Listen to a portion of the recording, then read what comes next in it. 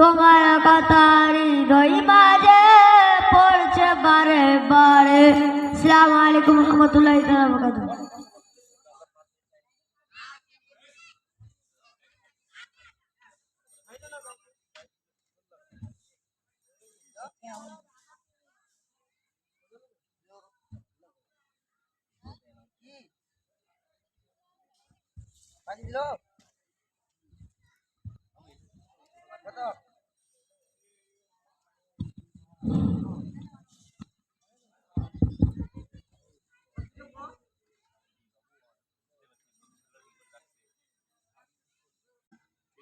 বিসমিল্লাহির রহমানির রহিম।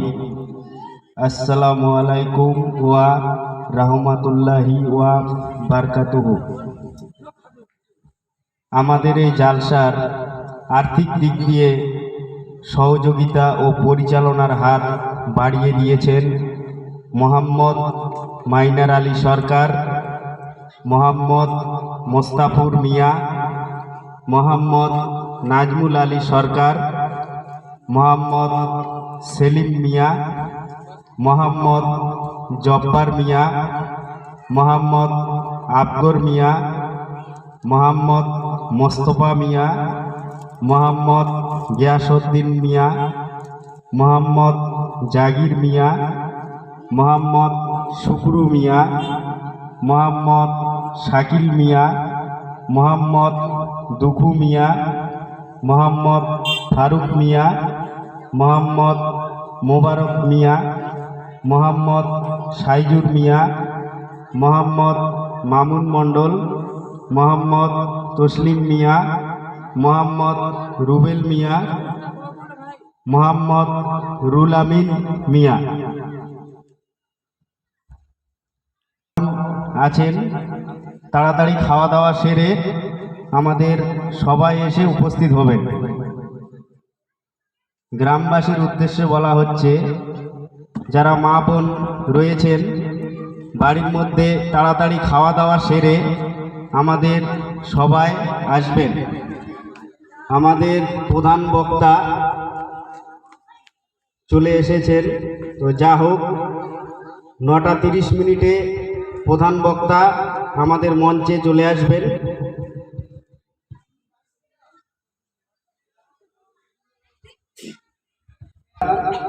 তাদেরকে জলসা মঞ্চে আসার আহ্বান জানাই।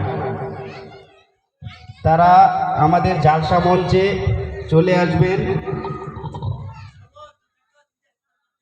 মাইনার আলী সরকার, মোহাম্মদ মোস্তাফুর মিয়া, মোহাম্মদ নাজমুল আলী সরকার, মোহাম্মদ সেলিম মিয়া, মোহাম্মদ জব্বার মিয়া, মোহাম্মদ আফগর মিয়া, মোহাম্মদ মোস্তফা মিয়া, মোহাম্মদ গিয়াসউদ্দিন মিয়া, মোহাম্মদ জাগির মিয়া, মোহাম্মদ শুক্রু মিয়া, মোহাম্মদ শাকিল মিয়া, মোহাম্মদ দুখু মিয়া, মোহাম্মদ ফারুক মিয়া, মোহাম্মদ মোবারক মিয়া, মোহাম্মদ সাইজুর মিয়া, মোহাম্মদ মামুন মণ্ডল, মোহাম্মদ তসলিম মিয়া, মোহাম্মদ রুবেল মিয়া, মোহাম্মদ রুল আমিন মিয়া।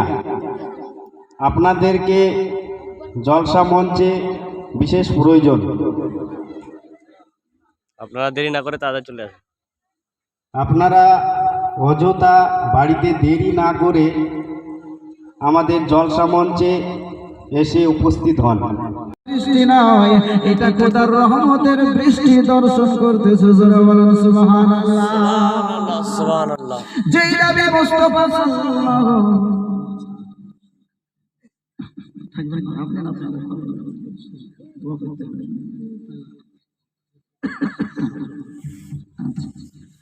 আল্লাহুম্মা সাল্লি আলা সাইয়্যিদিনা মাওলানা মুহাম্মাদ ওয়া আলা আলি সাইয়্যিদিনা মাওলানা মুহাম্মাদ। আম্মা জান খাদিজা, আম্মা জান আয়েশা সিদ্দিকা রাদিয়াল্লাহু আনহা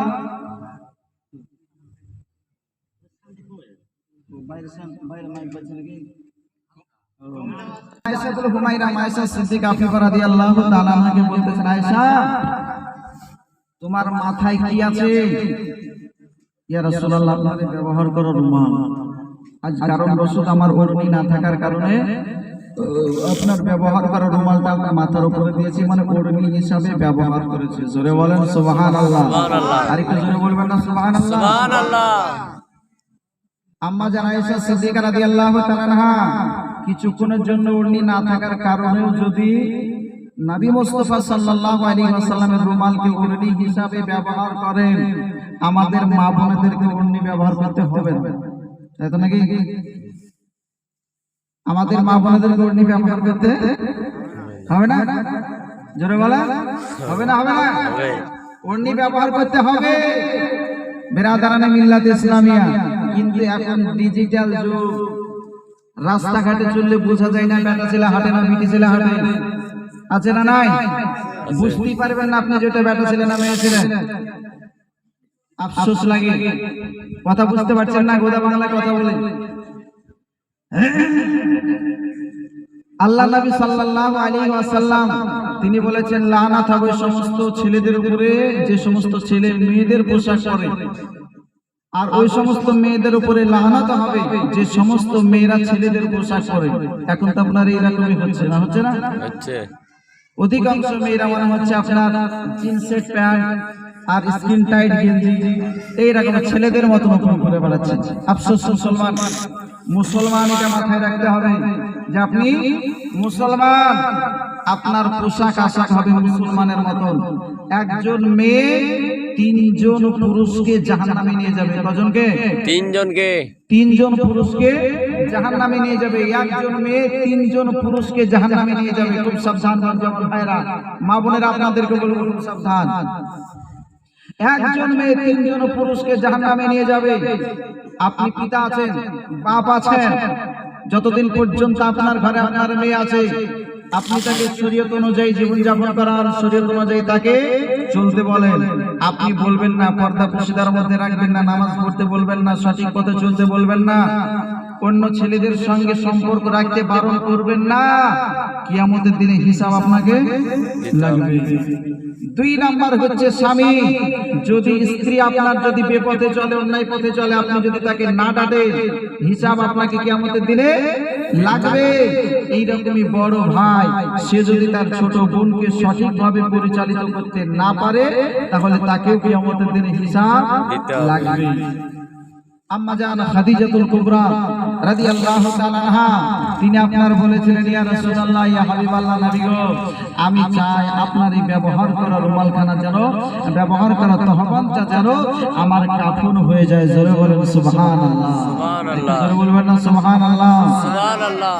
আল্লাহ নবী, বিশ্ব নবী, মহানবী সাল্লাল্লাহু আলাইহি ওয়াসাল্লাম তিনি আপনার চোখের পানি ঝরিয়ে বলেছিলেন, ওগো খাদিজা